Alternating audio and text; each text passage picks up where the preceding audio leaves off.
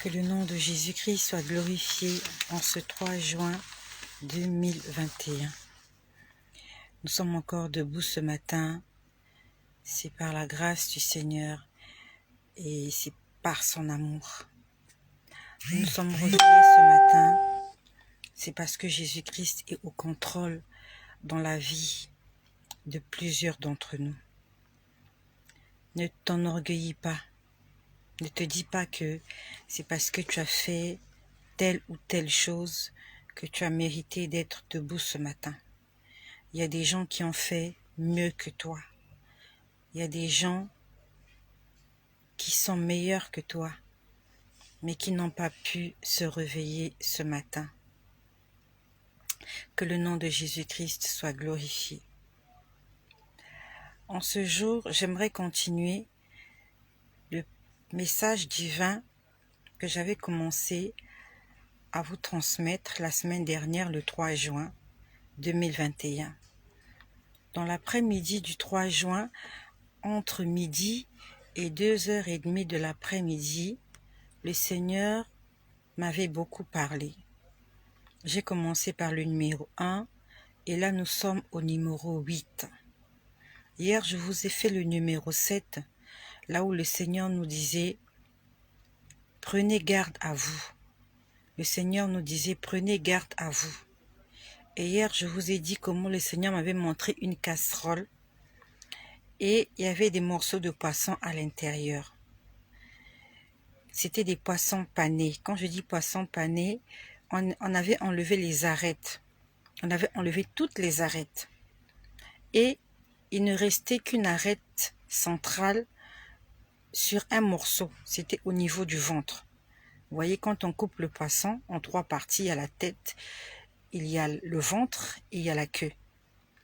Et il ne restait qu'un morceau de poisson où il y avait encore une arête.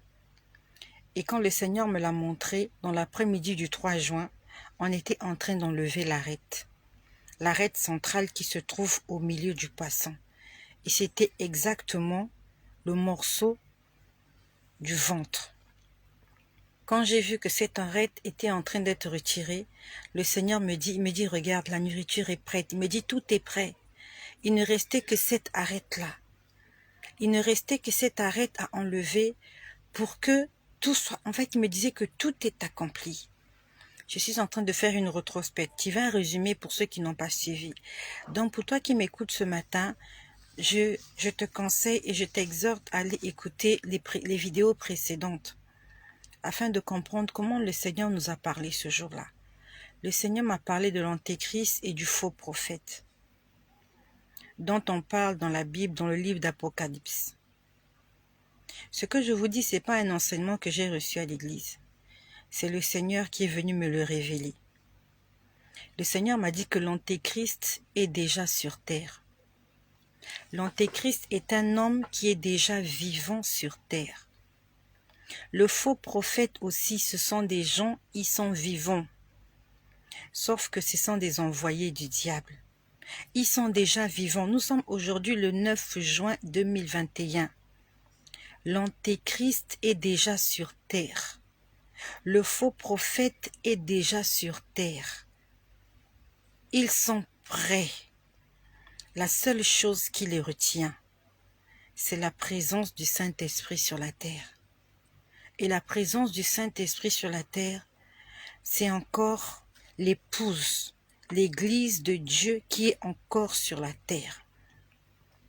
Tant que l'Église de Dieu, l'épouse, les vrais enfants de Dieu, ceux qui prient Dieu en esprit et en vérité, ceux qui marchent dans l'obéissance, ceux qui marchent dans l'amour, dans le pardon, dans la compassion, ceux qui marchent dans la sanctification, c'est ceux-là, les élus de Dieu, c'est ceux-là, l'image de l'épouse que le Seigneur Jésus-Christ viendra chercher. Tant que ces hommes-là et ces femmes-là, qui sont dévoués pour l'évangile, qui vivent pour Dieu, sont encore sur terre, l'antéchrist et le faux prophète ne peuvent pas se manifester. Mais très bientôt, bientôt, très bientôt. Bientôt, très bientôt, nous allons voir le Seigneur. Bientôt, très bientôt, nous allons voir le Seigneur. Bientôt, très bientôt, nous allons voir le Seigneur. Alléluia, alléluia, nous verrons le Seigneur. Là-haut dans le ciel, nous allons voir le Seigneur. Là-haut dans le ciel, nous allons voir le Seigneur. Là-haut dans le ciel, nous irons voir le Seigneur. Alléluia, alléluia, nous verrons le Seigneur. Alléluia, ouia. Le Seigneur tous les jours nous parle. Tous les jours le Seigneur nous avertit. Et ce matin encore je lui disais, Seigneur, je te suis reconnaissante. Parce que je suis une rescapée. Je suis une rescapée. Alors que j'allais droit en enfer. Alors que je vivais dans le péché. Alors que j'étais dans la compromission. Alors que j'étais dans l'erreur. Le Seigneur Jésus est venu me sortir dans l'erreur. Il est venu, il a enlevé les écailles qui étaient sur mes yeux, afin que je puisse voir clair. Toi qui m'écoutes, remercie le Seigneur. Beaucoup de gens sont morts. Tu as perdu beaucoup de gens dans ta vie autour de toi. Ils n'ont pas eu l'occasion, ils n'ont pas eu la grâce d'écouter ce que toi tu écoutes ce matin. Ils n'ont pas eu la grâce de connaître les révélations que Dieu te fait ce matin. C'est une grâce que le Seigneur nous accorde de pouvoir être au courant des événements prophétiques qui vont arriver dans peu de temps. Jésus-Christ, le témoin fidèle, le mari de l'épouse, le fiancé est en train de dire à son épouse, l'antéchrist est déjà sur terre. Le faux prophète dont on parle dans l'Apocalypse, ils sont déjà sur terre. Ils vont marcher de pair comme Jean-Baptiste et Jésus. Il y a un qui viendra le premier, l'autre va le seconder. Ils vont travailler en symbiose. Ils sont tous envoyés par la même personne, par le diable, par Lucifer, l'ange déchu. Ils seront les fils du péché. Mais quand ils vont venir, ils vont d'abord se révéler comme des sauveurs, comme des gens qui viennent donner des solutions aux problèmes du monde. Ils vont venir d'abord avec une façade cachée. C'est après qu'ils vont se révéler dans leur méchanceté, dans leur cruauté. L'antéchrist est déjà là. Le faux prophète est déjà là. Je ne sais pas quand, je ne sais pas quel âge ils ont. Je ne sais pas depuis quand ils sont nés, mais le Seigneur m'a dit qu'ils sont déjà vivants. En France, c'est Emmanuel Macron qui est chef d'État. Aux États-Unis, c'est Joe Biden. L'antéchrist, il suit les informations comme toi et moi. Il connaît Emmanuel Macron. L'antéchrist connaît Joe Biden. Ils suivent les informations. Ils sont au courant de tout ce qui se passe. La seule chose qu'ils attendent, c'est que l'église soit enlevée, que l'épouse monte dans les airs, aille rejoindre l'époux. À ce moment-là, le Saint-Esprit, qui est en train d'étouffer leurs activités, ne pourra plus les étouffer. Ils vont se manifester clairement aux hommes. J'aimerais te dire que c'est le temps de te repentir. Si hier encore tu étais en train de sous-estimer ces choses-là, le Seigneur est en train de te parler aujourd'hui. Rachète le temps. Les jours sont mauvais. L'activité mondiale va aller de mal en pire. Et il n'y aura plus de bonnes nouvelles si ce n'est que pour les chrétiens. Parce que le Seigneur m'a dit, que nous sommes dans le temps de la restauration. Nous sommes dans le temps de la délivrance pour ces enfants. Les seules personnes qui seront vraiment bénies en cette fin des temps, ce sont des gens qui marchent dans la vérité. Mais tout le reste, ça ne sera que ténèbres, obscurité. Le Seigneur va nous faire goûter aux prémices avant que nous allions au ciel. Si toi tu es un enfant de Dieu affermi, accroche-toi, garde la foi. Le Seigneur va t'étonner, il va te faire du bien. Le Seigneur m'a dit la dernière fois, je prends du plaisir à vous faire du bien. Il dit, j'aime vous bénir, j'aime vous faire du bien, j'aime réjouir votre cœur. C'est ce qu'il m'a dit. Il m'a dit, j'aime vous faire du bien et je vais vous faire du bien. Puis après, donc nous sommes au numéro 8 du message divin. Donc hier, je vous ai parlé comment le Seigneur m'a montré la casserole. À l'intérieur, il y avait des poissons. Tous les poissons étaient panés. Quand je dis pané, je reprends encore. Un poisson pané, c'est un poisson qui n'a pas d'arête. Donc, dans la marmite, dans la casserole, il ne restait qu'un seul morceau qui n'avait pas encore été pané. Il ne restait qu'une arête qui n'avait pas encore été retirée. C'était au niveau du ventre. Et j'ai vu qu'on avait retiré l'arête. On avait retiré l'arête centrale qui était au niveau du ventre. C'était des morceaux de poisson. Le Seigneur m'a dit, tout est prêt. Il m'a dit, tout est prêt. Puis après, j'ai entendu, n'ayez pas peur du lendemain. Il a dit, n'ayez pas peur du lendemain. Je pouvais l'entendre audiblement. C'était pas un songe. C'était pas un rêve. Je pouvais voir des choses en face de moi. Et je pouvais entendre de mes oreilles. J'ai entendu, n'ayez pas peur du lendemain.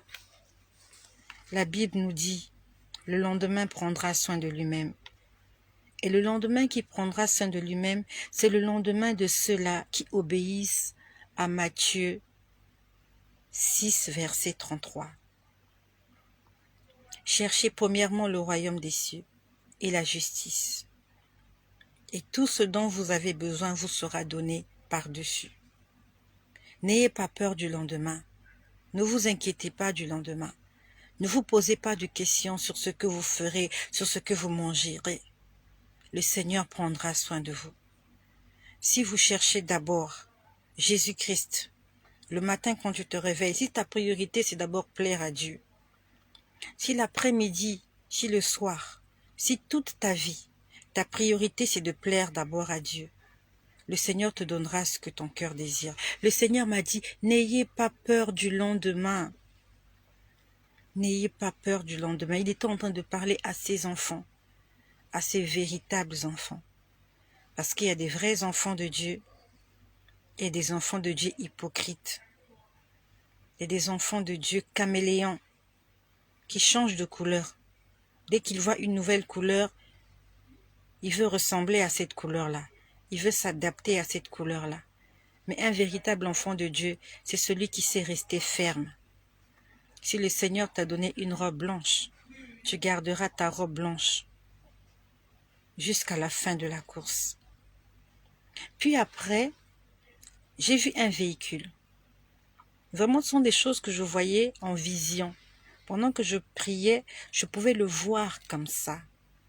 C'était comme un écran en face de moi. Je vois un véhicule en train de rouler. Il y avait des voyageurs dans ce véhicule-là. Il y avait des voyageurs et il y avait de la marchandise. C'était un grand camion. C'était sur une autoroute qui liait deux grandes villes. Donc je vois le véhicule en train de passer. Le véhicule venait exactement de ma droite et allait vers ma gauche. Pendant que je suis en train de le voir en vision, je vois le véhicule passer. J'entends quelqu'un qui a parlé. La personne a dit qu'ils meurent tous.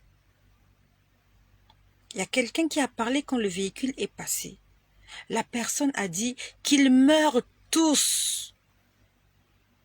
Donc quand le véhicule était en train de parler, de passer, il y a quelqu'un, il y a eu comme une malédiction. Il y a eu comme un sort qu'on a jeté. Et ce sort-là, cette malédiction-là voulait que tous les voyageurs puissent mourir. Mais je pouvais voir que la main de Dieu était sur le véhicule. Alors qu'il y avait des esprits impurs qui faisaient tout pour provoquer un accident. Ils voulaient que les passagers puissent mourir. Il y avait la main de Dieu qui accompagnait le véhicule. Le Seigneur m'a dit, c'est ce que le diable veut. Que toute la race humaine puisse périr. Que les hommes, les femmes, les enfants, que les gens puissent mourir. Que le monde soit transformé en un cimetière. Satan n'a pas envie que tu vives longtemps. Satan n'a pas envie que ton mari, que ta femme vive longtemps. Satan ne veut pas que nos enfants vivent longtemps. Il veut que nous soyons en deuil, que nous soyons des personnes meurtries, pour que nous puissions nous révolter contre Dieu, pour que notre foi puisse baisser. C'est ça le plan de Satan. Et il veut que les gens meurent parce qu'il sait que la plupart des gens sur terre sont sous son contrôle. Et quand tu vas mourir, si tu n'es pas en paix avec Dieu, si tu n'es pas en paix avec ton prochain, tu iras droit dans le séjour des morts, pour être esclave, pour être torturé, pour être tourmenté. Et quand je parle de ces choses, je sais de quoi je parle. Si aujourd'hui ma vie a changé, si aujourd'hui j'ai pris la décision, l'engagement de marcher pour le Christ, c'est parce que j'ai vu cet endroit et parce que je me rendais dans cet endroit. J'étais en train de me diriger droit dans cet endroit. Je suis tombée dans cet endroit. Mais le Seigneur n'a pas permis que je reste dans le séjour des morts. Il n'a pas permis au diable de retenir mon âme captive dans le séjour des morts. Le Seigneur m'a sorti de là. Il m'a dit, je te donne une seconde grâce. Il m'a dit, va mettre de l'ordre dans ta vie. Et va dire à toutes les personnes qui n'obéissent pas à ma voix, qui vont se retrouver ici pour l'éternité et qui n'en sortiront pas. Le purgatoire n'existe pas. Il n'y a pas un endroit où les gens vont pour se purifier. C'est du mensonge. Si tu vis dans le péché, si tu meurs dans le péché, tu iras droit dans cet endroit, là où les démons règnent. Les démons sont des rois. Ils chicotent, ils torturent, ils maltraitent, ils violent, ils déchirent, ils égorgent, ils brûlent, ils écrasent les gens. Le diable est méchant. Comment peut-il récompenser ainsi des gens qui l'ont servi fidèlement de leur vivant? Un ivrogne, un drogué, une prostituée, n'est-ce pas qui sont au service du diable? Chaque fois que tu commets le péché, le diable est dans la joie.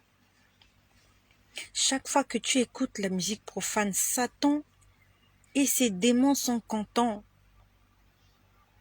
Mais quand tu meurs, ils viennent te chercher et ils viennent te faire regretter tous les actes que tu as commis qui ont attristé le Saint-Esprit. Satan est un menteur. Il te présente une pomme empoisonnée. Il nous présente des raisins, des gâteaux empoisonnés. Tu manges, c'est bon, ça réjouit ton cœur. Mais ça va te tuer. Le sexe va te tuer, mon frère. La pornographie va te tuer, ma sœur. La drogue va te tuer. L'alcool va te tuer, non seulement physiquement, mais spirituellement. Ton âme sera tourmentée jusqu'à la fin des temps, sans arrêt. Sans arrêt. Là-bas, il n'y a pas d'horloge, il n'y a pas de temps, il n'y a rien, il n'y a pas de lumière, il n'y a pas d'arbre, il n'y a pas de fleurs, il n'y a pas de maison, il n'y a rien. Il y a des pierres et il y a du feu. Il y a des pierres, il y a du feu, il y a de la torture, il y a de la chicote. On viole les hommes, les femmes, on viole les enfants, on les torture, on les broie, on les met dans du feu. On les met dans du feu, on les chicote. C'est incroyable. C'est incroyable. Ce que je te dis, c'est la vérité. C'est la vérité. Croyez-moi. Croyez-moi que c'est la vérité ce que je vous dis. Pendant que je suis en train de parler, il y a des gens qui sont en train de mourir partout sur la surface de la terre. Et ils sont en train de réaliser que ces choses dont ils ont entendu parler sur les réseaux sociaux, c'était vrai. C'était pas des super chéris. C'était pas des contes de fées. C'était pas des balivernes. C'est la vérité. N'attends pas de te retrouver dans cet endroit pour te dire « Elle avait raison, la dame, ça sera trop tard. » Mets ta vie en règle avec Dieu maintenant. Tu connais les commandements de Dieu, obéis aux commandements de Dieu. Ça sert à rien de te comporter comme un serpent. Le serpent, il sait pas marcher droit. Si vous mettez une ligne droite, le serpent ne sait pas marcher sur une ligne droite. Il va à gauche, à droite. Et tous les chrétiens hypocrites, tous les chrétiens qui vivent dans le péché, qui que tu sois pasteur, que tu sois évêque, que tu sois bishop, que tu sois archibishop, que tu sois évangéliste, que tu sois prophète, que tu sois prophétesse, que tu sois docteur, que tu sois tout ce que tu connais, tu sois chantre, même si tu fais descendre le feu du ciel, si tu désobéis contre un commandement, si tu marches dans le péché, si tu continues à vivre dans le péché et que la grâce que Dieu a mis en toi te trompe, tu prophétises, gloire à Dieu. Quand tu pries pour les gens, ils sont guéris, gloire à Dieu. Mais si tu vis dans le péché, tu n'entreras pas dans le royaume des cieux. Et c'est ce qui était mon cas. J'allais à l'église, je priais, je jeûnais, je lisais la Bible, j'étais baptisée. Mais je vivais dans le péché. Le Seigneur m'a dit, aucun pécheur n'entrera chez moi, qui que tu sois. Tu es un pasteur avec beaucoup de fidèles dans ton église. Ils viennent nombreux, ils témoignent de la grandeur de Dieu dans leur vie. Si toi, pasteur, tu marches dans le péché, aussi petit soit-il ce péché, même si c'est le mensonge, même si c'est le vol, tu n'entreras pas au ciel. Tout ce que tu as fait au nom de Jésus, tu l'auras fait pour rien. Tu n'auras aucune récompense. Donc le Seigneur m'a montré ce camion. J'ai entendu qu'ils meurent tous, mais la main de l'Éternel était sur ce camion. Le Seigneur a veillé sur ces camions. La Bible nous dit, celui qui veille sans l'Éternel veille en vain. Celui qui bâtit sans l'Éternel bâtit en vain. Celui qui vit sans Dieu vit en vain. Tout ce que tu fais, si tu n'associes pas Dieu, si tu ne le fais pas pour la gloire de Dieu, tu le fais pour rien. Tu le fais vraiment pour rien. Le Seigneur est en train de parler à ses enfants. Il dit, ne vous inquiétez pas. Faites-moi confiance. N'allez pas chez les féticheurs, n'allez pas chez les marabouts, n'allez pas chez les augures, n'allez pas chez les sorciers. À chaque fois que tu vas dans cet endroit-là, ils te volent quelque chose. Chaque fois que tu consultes le diable, il te vole quelque chose. Il te donne une chose, il t'en vole 10. Marchons dans l'obéissance. Marchons dans la sanctification. Jésus revient. Il revient. L'antéchrist est déjà là. Le faux prophète est déjà là. Une fois, il m'a donné un nom. Il m'a dit, c'est Samenli. Samenli. Samenli, il s'appelle. Je ne sais pas si c'est le nom du faux prophète ou de l'antéchrist. Est-ce que c'est un nom avec lequel il va nous apparaître ou c'est un nom codé, caché, je n'en sais rien. Mais j'ai entendu, c'est Samenli qui fait ça. Mets de l'or dans ta vie. Mets de l'or dans ta vie. Jésus revient bientôt. Et pour toutes les personnes qui m'ont connecté, qui m'ont contacté, je suis en train de lire vos messages au fur et à mesure. Et je reviendrai vers vous pour vous répondre. C'est pas facile, mais je suis en train de faire des efforts. Je sais que j'ai un programme de jeûne et de prière avec une sœur qui est là connectée, qui est en train de faire des commentaires. Que le Seigneur te bénisse là où tu te trouves, ma sœur. Je reviendrai vers toi. Je ne tarderai pas. Et si cette vidéo t'a fait du bien, partage-le avec quelqu'un. Partage-le avec quelqu'un qui a besoin d'être béni comme toi. Quelqu'un qui a besoin de se préparer au retour de Jésus-Christ. L'antéchrist est déjà sur terre. Le faux prophète, ils sont déjà sur terre. Ils sont vivants. Ils sont déjà là. Et ils n'attendent que l'enlèvement. Ils n'attendent que l'enlèvement de l'Église afin de se manifester au grand jour. Est-ce que toi, tu seras enlevé? La Bible nous dit que ça se fera en un clin d'œil. Un clin d'œil, c'est ça. Voilà. C'est ça le clin d'œil. Une seconde avant, une seconde après. Tu n'auras pas le temps de réaliser ce qui s'est passé, que ça sera terminé. Je prie le Seigneur que je ne reste pas ce jour-là. Telle est ma prière. Je me fiche de tout ce qui va se passer autour de moi. Je me fiche de ce que les gens diront. Je veille, je fais attention à moi. Je fais attention à ce que je dis, afin de ne pas rater l'enlèvement, et que cela soit aussi ton cas. Le monde des ténèbres, ils sont déjà prêts. L'armée diabolique, satanique, maléfique, ils sont prêts. Mais les enfants de Dieu ne sont pas prêts. Nous sommes en train de rêver. Nous avons encore besoin de conduire des voitures. Beaucoup de gens disent, tant que je ne me marie pas, il ne faut pas que Jésus revienne. Il faut d'abord que j'ai des enfants avant que Jésus ne revienne. Tu crois que Jésus t'attendra? Tu crois que Jésus t'attendra que tu aies ta voiture? Toutes ces choses sont vanité des vanités. Mets de l'ordre dans ta vie. Fais la paix avec Dieu. Fais la paix avec ton prochain. Peut-être que tu ne seras pas témoin du retour de Jésus. Peut-être que tu mourras avant le retour de Jésus. Tibi Joshua, il est mort. Il va être enterré. Il ne sera pas témoin du retour de Jésus. Peut-être que ça sera aussi ton cas. Ce n'est pas une insulte, ce n'est que la vérité. Peut-être que tu t'en iras avant. Tu seras peut-être percuté par un véhicule. Peut-être que tu tomberas dans ta salle de bain, que tu ne pourras plus te relever. Peut-être que tu vas dormir et ne pas te réveiller. Pense-y.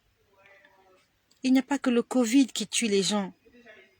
Il n'y a pas que le coronavirus. Il n'y a pas que le cancer. Il y a aussi des crises cardiaques. Il y a des accidents de circulation. Il y a des accidents de ménage. Des gens qui sont morts juste parce qu'ils sont tombés dans leur salle de bain. Ils ont glissé, ils sont tombés. Il y a même d'autres, ils ont juste dormi, ils se sont plus réveillés. Je ne sais pas comment tu vas mourir, mais il faut que tu sois tout le temps prêt. Peut-être que c'est aujourd'hui ton dernier jour et le Seigneur a permis que tu entendes ce message afin que tu puisses racheter les dernières minutes qui te restent, les dernières secondes, les dernières heures. Il y a beaucoup de gens qui sont sortis ce matin et ils ne rentreront pas chez eux. Il y a beaucoup d'enfants qui sont allés à l'école. Leurs parents ne les réverront pas ce soir, ne les réverront plus. Marchons dans l'obéissance, marchons dans la sanctification. Le ciel existe. J'ai vu le ciel. L'enfer aussi existe. J'ai vu l'enfer. Partage ce message s'il te plaît. Il y a quelqu'un quelque part qui ne rentrera pas chez lui ce soir. Il a besoin d'entendre cela. Soyez bénis chez vous. Et que le nom de Jésus-Christ, que seul le nom de Jésus-Christ